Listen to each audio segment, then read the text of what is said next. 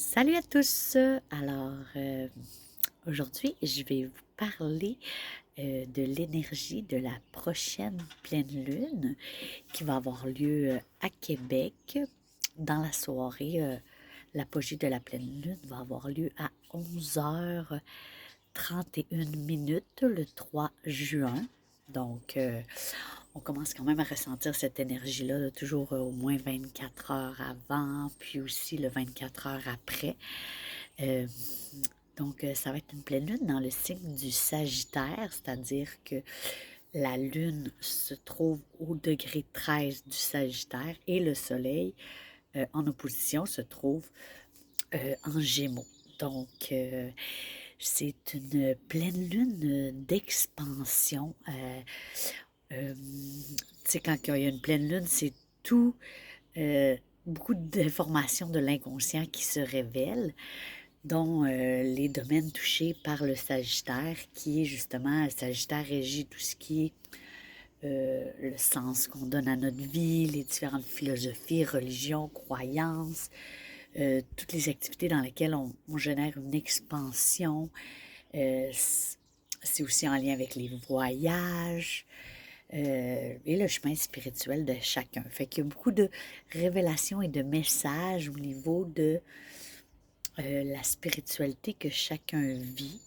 Donc, tout dans notre inconscience qui se mijote au niveau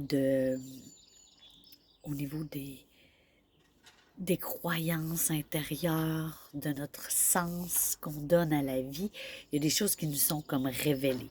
Puis on se rappelle que la pleine lune, en fait, c'est le, la, c'est un peu, ça reflète ce qu'on a semé à la nouvelle lune. Donc, on a eu une nouvelle lune il y a 2 semaines dans le signe du taureau, dans lequel euh, souvent on sème une énergie. Puis là, c'était beaucoup en lien avec un peu la terre, la confiance en soi et tout ce qui touche la connexion avec notre corps, notre voix et les dons intérieurs. Donc, un peu, il y a une révélation en ce moment sur cette expansion que peut nous donner nos dons, toute l'expansion et la croissance intérieure que peut nous générer les partager. Et aussi, en fait, un autre point important de cette pleine lune-là, c'est qu'au moment de la pleine lune, il va y avoir une conjonction entre Uranus et Mercure, cette journée-là, dans le signe du taureau. Donc ça signifie, Mercure, c'est la planète de... Oh, il y a un petit camion qui passe, on va le laisser passer, on m'entendra plus.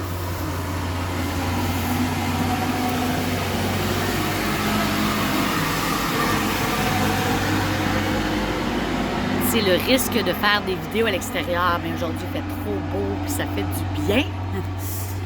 Fait que ce que je disais, c'est que Uranus et Mercure font une conjonction, c'est-à-dire s'alignent au moment de la pleine lune.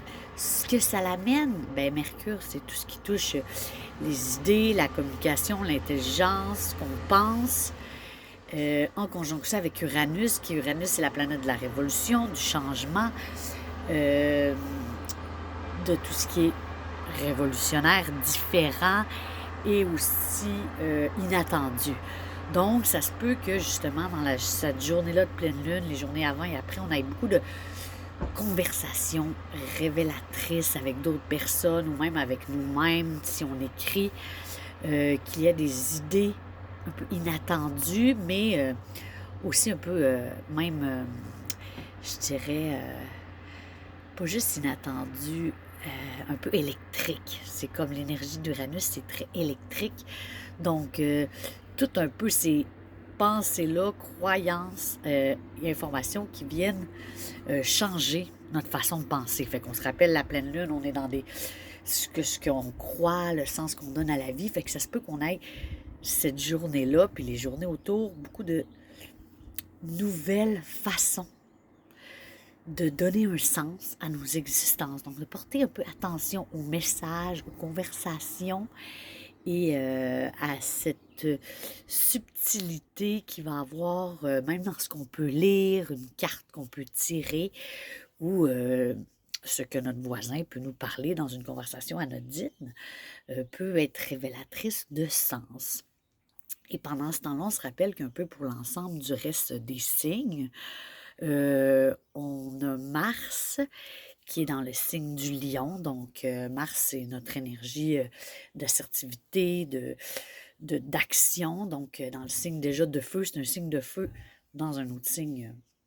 En fait, c'est une planète de feu dans un signe de feu. Donc, ça nous donne beaucoup de volonté, d'envie d'agir, d'entreprendre, même de connecter avec notre créativité. Fait qu'on est dans une énergie super créative et en feu, mais à faire attention à un peu aussi la réactivité que ça peut générer. Mais c'est un bon moment pour quand même entreprendre puis continuer à manifester nos rêves, nos intentions, révéler notre créativité. Et en parallèle, on a Vénus qui est dans les derniers degrés du cancer, donc qui aime ça être entouré de gens on aime ça être entouré de gens qu'on aime, passer du temps avec notre famille, avec les liens importants, mais aussi en prenant soin de nous, en écoutant nos émotions. Et c'est dans les derniers degrés, ça va bientôt changer justement dans le signe du lion, où les deux amants cosmiques, c'est-à-dire Vénus et Mars, vont se retrouver les deux dans le signe du lion et éventuellement faire une conjonction, ce que je pourrais en long et en large vous expliquer dans une autre vidéo. Mais et il y a aussi Lilith qui est dans le signe du lion déjà actuellement. Donc il y a beaucoup de choses. Lilith en lion, là, c'est ça, c'est l'ombre du féminin, l'archétype de Lilith qui est en signe du lion, qui a envie, besoin d'exprimer les non-dits. C'est tout ce qui était un peu gardé, mis sous silence. Donc, un peu toute cette énergie débordante de créativité, de feu, de briller. Ça, c'est qu'est-ce que je suis. Et oser le révéler, ben, comme avec Lilith qui est là, justement, beaucoup d'énergie pour s'exprimer. Donc, on va voir aussi bientôt là, ce changement-là avec Vénus qui va rentrer. Mars et Lilith en lion, ben, cette énergie forte en lion. Et on garde vraiment en esprit que pour la pleine lune, on a aussi beaucoup de planètes dans le signe du taureau. Parce que c'est important quand il y a une pleine lune à Sagittaire, on regarde aussi, OK, le Sagittaire est régi par quel signe?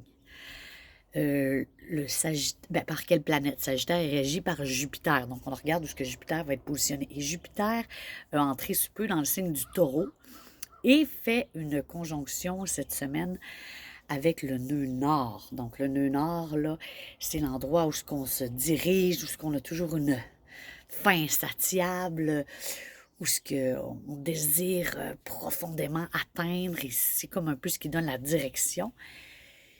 Et Jupiter, là, qui est là, qui va faire une conjonction cette semaine, ben, va justement mettre sa touche énergétique à cette pleine lune-là, parce que c'est la planète qui régit la pleine lune en Sagittaire. Donc, avec le Jupiter qui est en Sagittaire, avec Jupiter qui est en taureau, le nœud nord, et on a aussi Mercure et Uranus en conjonction avec le taureau. Ça fait que cette pleine lune-là aussi, c'est un signe, c'est une pleine lune qui va être vraiment connectée avec le signe du taureau puis l'énergie de la terre. Donc, le taureau aussi, c'est tout ce qui est en lien avec la confiance en soi, la connexion avec notre voix, avec notre corps, à cette énergie vitale là, qui pousse, qui est partout dans la nature. Donc, à tous ces moments qu'on prend en goût, plaisir à jardiner, à toucher la terre, à marcher pieds nus. Donc, et à connecter avec l'abondance du taureau. L'abondance, c'est vraiment le taureau, là, le signe du taureau, c'est les dons intérieurs connectés avec l'abondance de nos dons. Fait qu'un peu pour résumer le tout, c'est vraiment une pleine lune douce, d'expansion, mais aussi qui vient nous connecter avec cette énergie-là d'abondance de la terre, du sens qu'on donne à la vie, et un peu ce qui s'est aussi mijoté dans le dernier mois qu'on était dans les éclipses. Là, on est sorti de la saison des éclipses.